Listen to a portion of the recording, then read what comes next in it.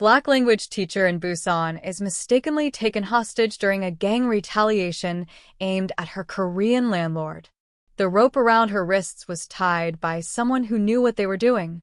Amanda Cole had tested it 3 times in the first 5 minutes. Small movements, deliberate, nothing that would draw attention, and each time the knot held. She filed it alongside everything else she had collected in the 40 minutes since they brought her here. The number of footsteps, the quality of light through the boarded windows, the smell of machine oil and rust soaking the walls, the way sound moved through the space. High ceilings. Concrete floor. Something large and metal dripping water nearby. The building was old and empty and large enough that her captors felt comfortable speaking at normal volume. There were 4 of them. 2 near the main doors, 1 rotating between the windows on an 8-minute cycle, and 1 who had been on his phone almost continuously since they arrived. That 1 was in charge. She had established that within 10 minutes. He was the one who had told the others to be careful with her in Korean, which her captors did not know she understood well enough to catch. She had been studying Korean for 14 months. She caught "don't damage the leverage," and she caught "he has 1 hour." The hour had started 22 minutes ago. A gunshot rang out somewhere outside, distant, muffled, unmistakable. One of the men near the door said something short. The one in charge answered without looking up. The word he used for the gunshot was not the word for a problem. It was the word for confirmation. Amanda breathed in through her nose and out through her mouth and thought about what she knew. She had been taken from the hallway outside her apartment at 11:14 p.m. She knew the time because she had checked her phone in the elevator, and the time was the last thing she saw before the doors opened and 2 masked men were there, and the phone was on the floor, and her arms were behind her back. She had not screamed. She had calculated it and decided against it in the same half-second, because screaming told her nothing and silence might. They had driven 19 minutes, with a hood on her head. 2 sharp turns, 1 long gradual curve, what she believed was a bridge, 40 seconds of different road sound. They were near water. Near a port, possibly. Busan was full of ports.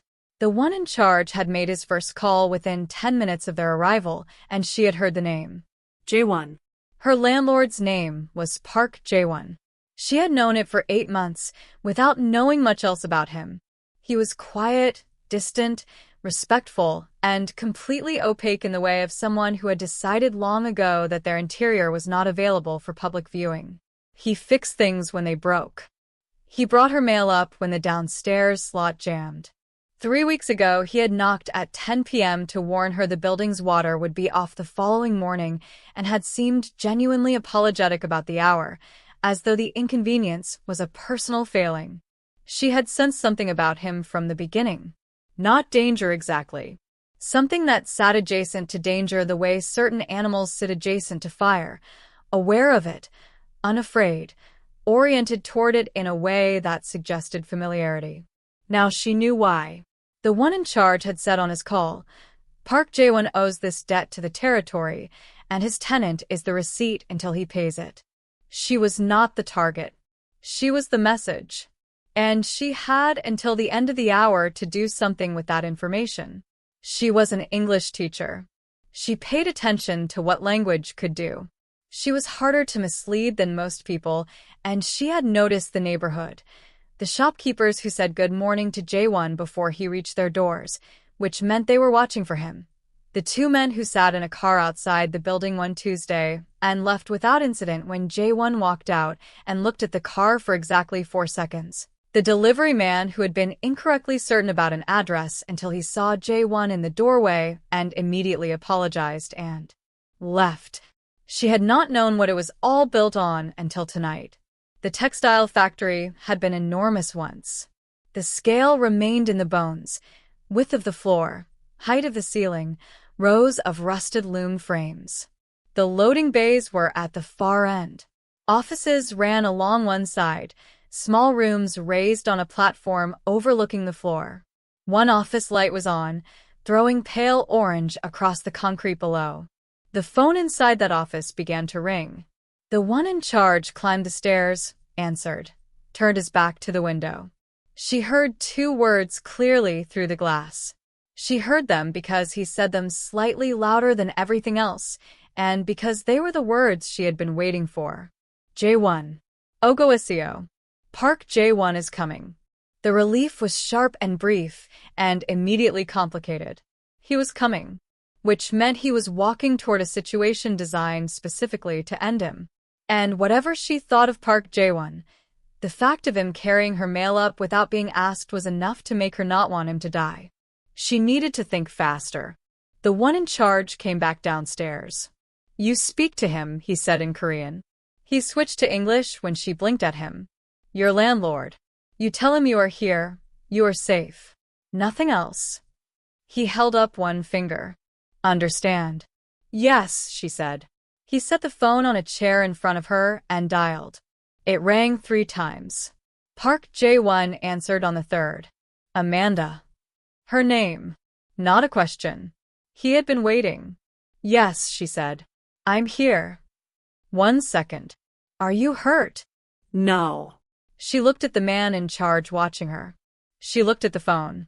She thought about 14 months of lesson plans, about what a language teacher understood about hiding information inside structure, how meaning lives not just in words but in tense and count and sequence and pause. She kept her voice the way she kept it in the classroom when she wanted students to absorb something without realizing they were absorbing it. "I'm fine," she said. "Completely fine, present tense. I haven't been hurt. I'm somewhere I don't know. Large building. Old.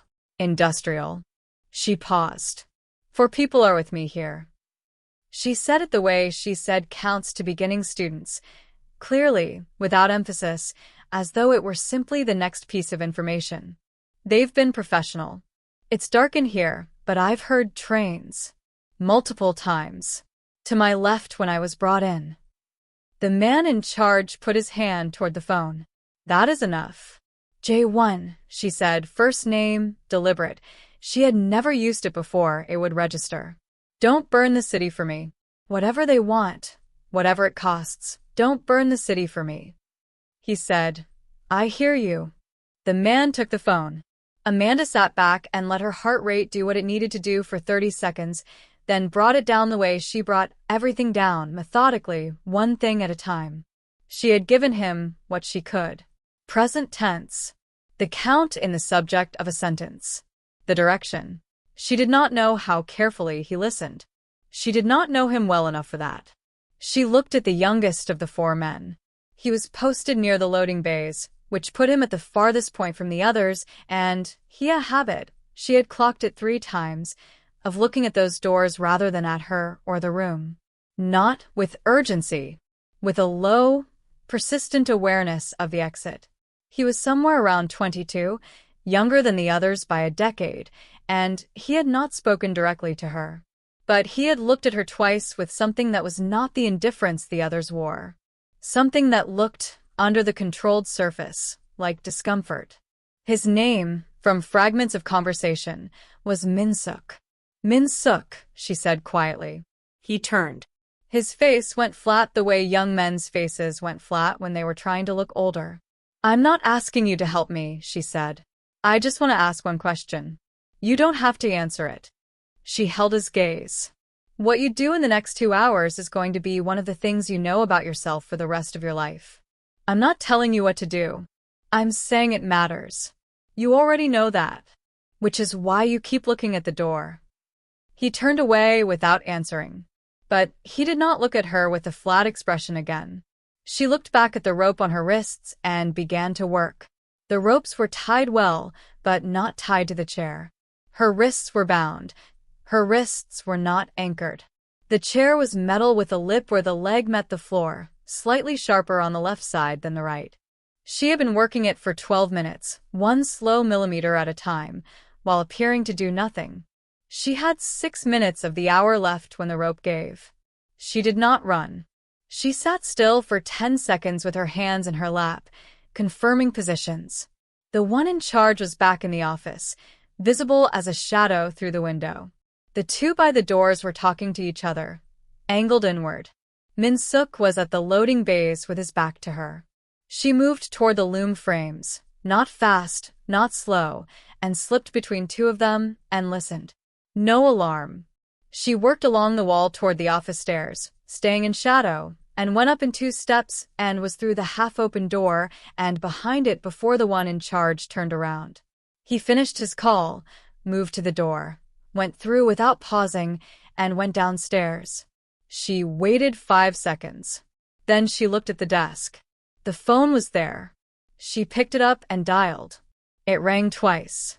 "Yes," said Park Jae-won. She exhaled. "It's me. I have maybe 90 seconds. Less than one of those passed before he spoke. "Where are you?" "Still in the building. I got free. I'm in the office above the floor. There's a window." She kept her voice low and even. "They're planning to kill you at the exchange. I overheard it. They want the money and the territory agreement, and then they want to make sure you can't." She heard footsteps on the stairs. She set the phone face down on the desk and moved behind the door. The one in charge came in. He walked to the desk and picked up his phone and looked at it. He looked at the call log. He looked at the door. He was not a stupid man. "Come out," he said. In Korean. Amanda stepped out from behind the door. 12 years of standing in front of classrooms full of people looking to her to know what came next had given her a face she could arrange at will. He looked at her hands. At the phone. His expression moved through surprise, then calculation, then a hardening she recognized as the point at which someone decided they were done being inconvenienced. "Sit down," he said. In English. "No," she said. He blinked. "I know what you're planning at the exchange," she said. "I heard enough. And the person I just called heard enough. So, whatever leverage you think you have." "You are the leverage," he said. His English had sharpened. Better than he had been letting on. She noted it and filed it. "You are still here. He still comes. Whatever you said changes nothing." "It changes whether he comes prepared," she said. He looked at her for a long moment, reassessing. She could see it happening, rearranging his thinking around a variable that had changed. Then, "We move early," he said to the room. Across the factory, Park Jae-won set the phone on his kitchen table and looked at it, and then looked at the man sitting across from him. Choi Sung-min was 61 years old and had been in the Busan underworld longer than Jae-won had been alive. He had the economy of a man who had learned to do a great deal with very little. He let the silence work now. "She told me Jae-won said. Present tense. She used it deliberately, which means she was unharmed at the moment of the call and wanted me to know it without it sounding like a message. For people are with me. Not I'm being held by 4 men. Subject of the sentence." She put the count in the subject. He moved to the window. She said trains. To her left when they brought her in. If they came from the east side of Gancheon, left means west.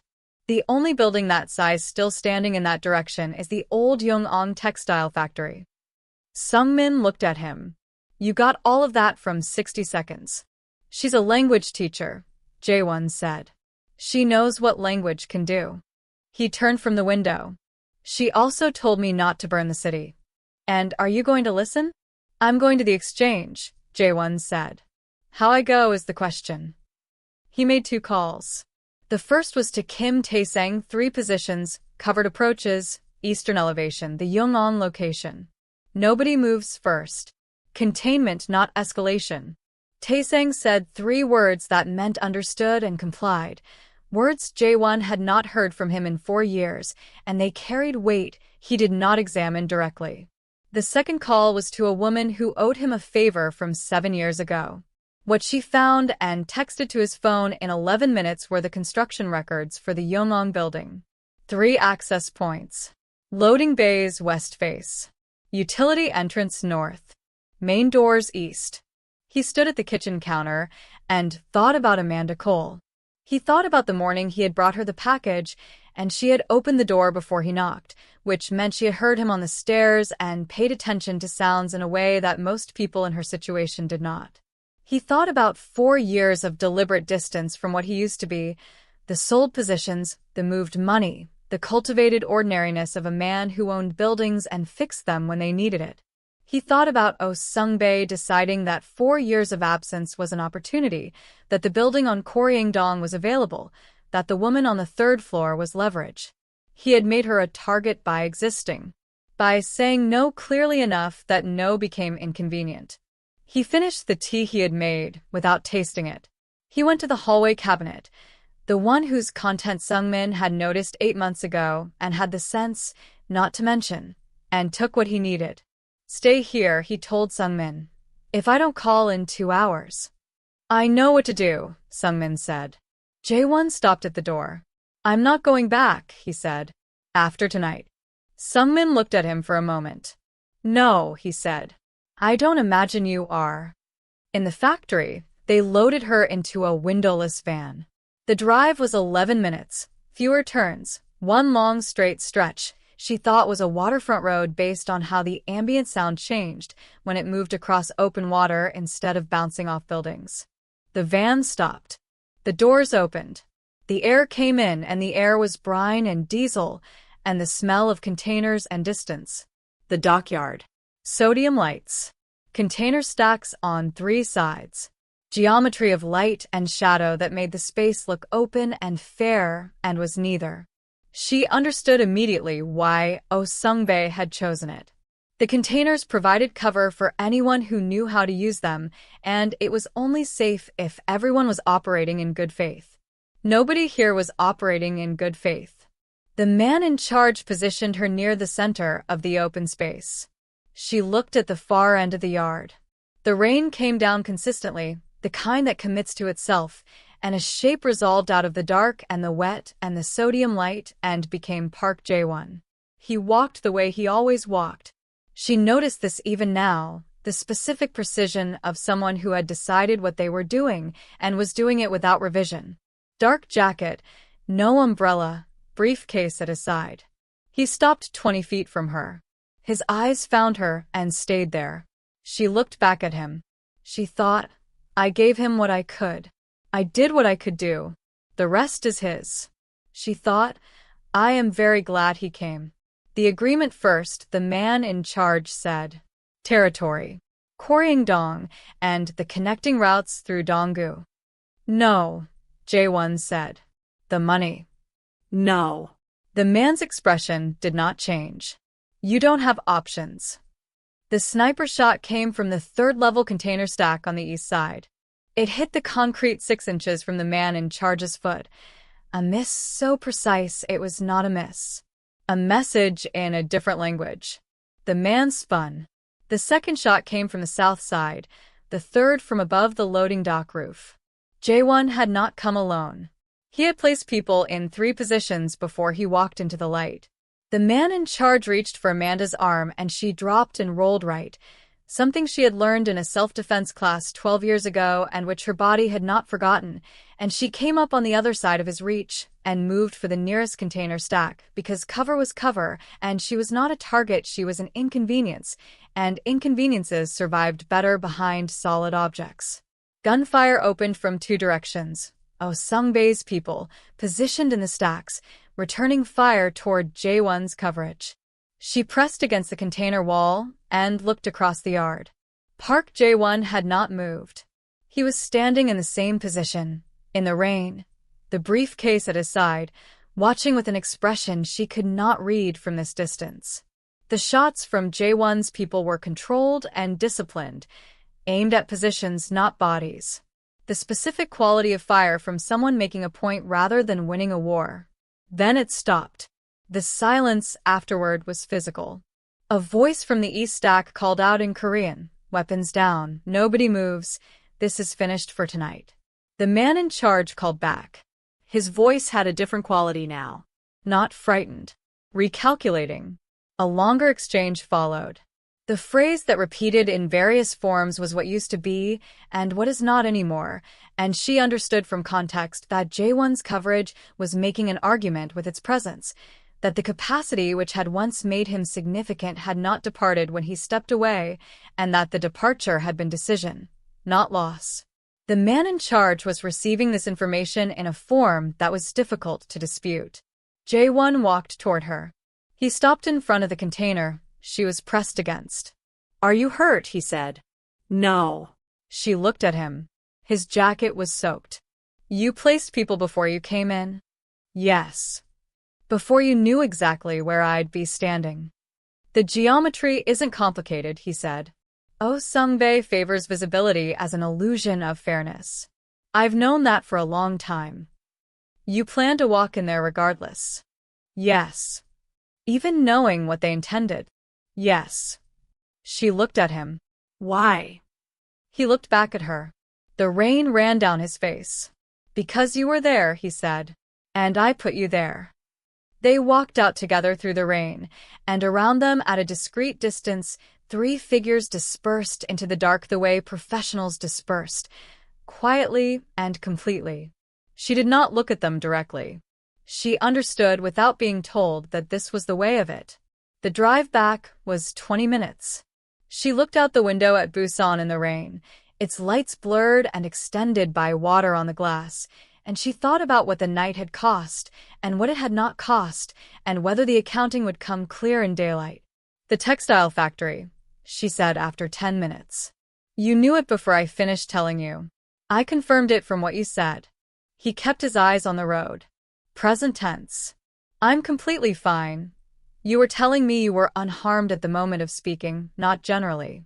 For people are with me, the count and the subject, not an aside. The train's to your left. He paused.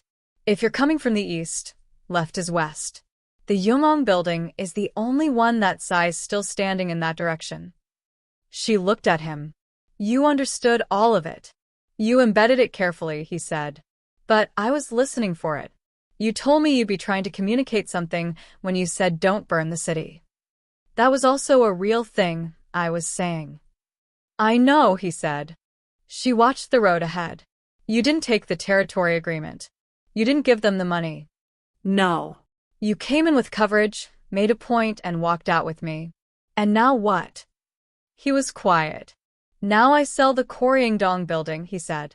I've been considering it. Last night confirmed the timing. They'll see that as a concession. They'll see it as what it is, he said. A man removing himself from a situation that is no longer his. The territory they want is territory I'm not in anymore.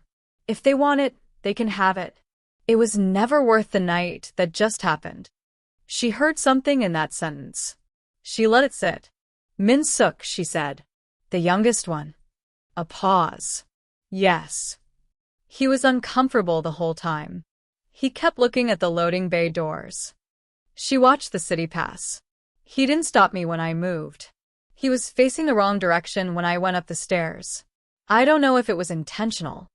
Jae-won said nothing for a moment. Then, I'll note that. She did not ask what note that meant. She understood it meant something. They returned to the building at 2:47 in the morning.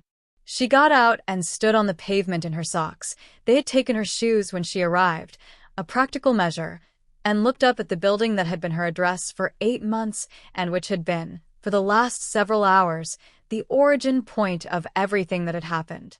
It looked exactly as it always looked. She found this slightly absurd. Jae-won got out of the car. He stood beside it. Your apartment needs to be checked before you go up, he said. I want to be certain they didn't. I'll check it, she said. I know what I'm looking for. He looked at her. Yes, he said. I imagine you do. She turned toward the door, and then turned back. You're wound, she said. From the exchange, are you hurt? No. You're certain? Yes. She looked at him standing in the last of the rain, his jacket dark with water, his face carrying the particular quality of someone who had expended significant things and was in the process of recalibrating. He looked, in this light, at this hour, like a man she did not know very well but had spent the night learning the outline of. Okay, she said. She went inside. She checked the apartment. The window above the kitchen sink had been forced and relocked imperfectly. She noted it and moved on. She showered and stood under hot water for 7 minutes. Then she sat at the kitchen table with coffee and the lesson plans she had been looking at 48 hours ago. which had not moved. She thought about her students. She thought about the lessons she had planned for Tuesday, conditional tenses, the way English built its ifs and woulds and coulds, the difference between what might happen and what was still becoming. She thought about Min-suk standing at the loading bay doors looking at a latch he had touched twice without opening it, not testing it, familiarizing himself with it, and she thought about what she had said to him. What you do in the next 2 hours is going to be one of the things you know about yourself for the rest of your life. She thought about Park Jae-won, saying I'll note that, and meaning something by it. After 20 minutes, and the gradual arrival of dawn light through the window, she arrived at the conclusion that the things the night had not settled were too large to settle in a night. That was fine. She had made peace long ago with the fact that most things worth settling took longer than a night. There was a knock at the door at 7:15 a.m. She opened it. Park Jae-won was standing in the hallway with a pair of shoes. Not her shoes. Hers were still in the factory, but a pair in approximately her size, plain flat sneakers from one of the nearby shops. He had not slept. She could see it. But it was the unrest of someone who had spent the hours doing things that needed doing. She looked at the shoes. You guessed my size, she said. I looked at the size of your boots in the hallway, he said. When I delivered your mail. She took them. Of course you did, she said. She stepped back from the door. He did not move. She looked at him. Come in, she said. There's coffee. He came in. He sat at the kitchen table, the first time he had been in the apartment beyond the doorway, and she put a cup in front of him and sat across, and they were quiet for a moment in the way people were quiet after something large had passed through the space between them. I'm selling the building, he said. This one. Korean-dong first, then here. I've been meaning to consolidate. Last night clarified the timeline. Where will you go? Away from this district, at minimum. The situation won't be permanently resolved by last night. It will be stable for a time. Long enough. The police investigation Sung-min mentioned, she said. He looked at her steadily. She had said Sung-min's name. A name she should not have known. She held his gaze. I hear things, she said. Yes, he said. Apparently. Will it implicate anyone from last night? No, he said. Oh, Sung-bae's organization will have more trouble with it. That's not my design. It's a byproduct. Is that enough for you? He looked at the question directly. The way she had noticed, he looked at things that required more than a surface answer. No, he said. It's a de-escalation. Resolution takes longer. I know what it doesn't look like. He paused. It doesn't look like last night. She thought about him standing in the rain in the dockyard, in the same position, not moving, while his people did what they had been placed to do, choosing not to shoot. The specific quality of that choice, that there had been other options and he had taken the one that produced the least harm, that it had cost him something, that he had made it anyway. No, she said. It doesn't. They sat with their coffee. The morning came fully through the window and the street below became audible. Footsteps, the first buses, the neighborhood opening. Busan going about itself with the complete reliability that cities had about continuing, regardless of what had taken place inside them overnight. J1, she said. He looked at her. When you sell this building, how much notice will you give me? Something small happened in his face. A loosening. Legal minimum is 30 days, he said. I was intending to give you 6 months. Longer if you need it. 6 months is more than enough, she said. I have decisions to make about where I'm going to be. Are you thinking of leaving Korea? I'm thinking about a lot of things. She wrapped both hands around her cup. I like it here. I like the work. She looked at him. I like certain things about it. He held her gaze for a moment. Then he looked down at his coffee. Certain things, he said. Yes. A silence that was not uncomfortable. I'm on the 3rd floor, she said. If you need, before you go. If there's anything I can, she stopped. This was not a sentence she had practiced finishing. I know something about you now, she said. Not everything. Not most things. But something real. And if the direction you're trying to go is the direction it looks like, that seems like it should count for something. Among people. He looked at his hands, scarred at the knuckles, one finger slightly crooked from an old break. The hands of someone who had done physical work at some point and had permanent marks from it. "What direction does it look like?" he said. "Away from the dockyard," she said. "Away from the textile factory. Towards something I don't have a name for yet. But in that direction." He sat with it the way he sat with everything, fully, without deflecting. "The property sale will take some months," he said. "The paperwork. There are processes." "I know," she said. "I've rented from you long enough to know you're thorough with paperwork." The corner of his mouth moved. Not quite a smile. The shadow of what a smile would be if he decided to have one. He stood after a moment and took his coffee cup to the sink without being asked and left it there clean. He picked up his jacket. "The shoes," he said. "If the size is wrong." "They'll be fine," she said. He nodded once. The same nod she had seen from him 8 months ago in this hallway and every time since. She understood it better now. It was not dismissal or formality. It was a man for whom certain gestures carried more weight than the words that would otherwise be required. He walked to the door. She did not walk him out. She sat at the table and watched him go, and listened to his footsteps on the stairs going down to the floor below. She sat with her coffee and the morning light and the lesson plans that still needed attention. She thought about conditional tenses, the if and the would and the could, the difference between what might happen and what was still becoming. She put on the shoes. They fit. 3 weeks later, on a Tuesday evening, he knocked with a folder of documents. The building's sale had been accepted. 30 days to closing. "You said 6 months," she said. The sale closed faster than expected. "If you need more time." 6 weeks is fine, she said. "I've made my decisions." He waited. "I'm staying in Busan," she said. "I found an apartment in Swyonggu, near the university. A lease directly with the building association." Something moved in his face. She could not tell if it was relief or something adjacent to disappointment, and the ambiguity made her look at him more carefully. He held the folder without extending it. The ostensible purpose of the visit had been overtaken by the actual purpose. "J1, she said. He stopped. "You don't owe me relocation assistance," she said. "You owe me a conversation." She held his gaze. "I know you're leaving the district. I know the sale is part of a larger departure. I'm not asking you where you're going." She stopped herself, making it complicated. Simple things required a specific kind of courage. "I'd like to know you're all right," she said. "That's all. I'd like to know." He was quiet long enough for the hallway to become very specific in her awareness. The fluorescent lights, the mail slot, the smell of a building that had been standing for 30 years. "I'd like that too," he said. "To know that you're all right."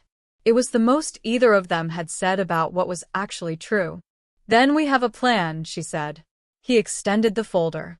She took it. He nodded once, that same nod, and went down the stairs. She stood in the open doorway and listened to his footsteps go below and go quiet. Then she went inside and opened the folder. Inside the official documents was a separate piece of paper with a phone number written in the same careful hand she had seen on her lease 8 months ago, and underneath it, in English, deliberate, chosen, 2 words. "Thank you." She looked at it for a long time. Then she put it in the inside pocket of her jacket, close to her chest, and picked up her lesson plans. She had a class in 2 hours. She had conditional tenses to teach. The difference between what might happen and what was still in the process of becoming. She had gotten very good over 12 years at showing people that the becoming was not the destination. The becoming was the whole of it. She opened her notebook. She began to plan. On the morning she moved out, 3 weeks later, he was standing outside the building in the early gray of December. He was standing the way he always stood, occupying exactly the space he intended to occupy. His hands were in his jacket pockets. He watched her load her things into the rental van without making a production of watching. She came down the last time after checking the apartment, which she left the way she had found it. Clean, everything working, the kitchen window latched correctly this time. She walked to the van. Safe travels, she said. You too, he said. She got in and drove. In the side mirror, as she turned a corner, she saw him still standing there on the pavement outside the building, in the gray morning light, exactly himself. Then the street turned, and he was gone. She kept the phone number. She did not use it that day, or the next week, or the week after that. 6 weeks later, on a quiet Sunday in her new apartment in Swyonggu, with coffee and lesson plans on the table, and a thought that was not specifically about him, but that arrived, in that particular stillness alongside the thought of him, she sent a message. 3 words. Settling in well. She put the phone down and went back to the lesson plans. The reply came 20 minutes later. 2 words. Good. Good. She read it twice.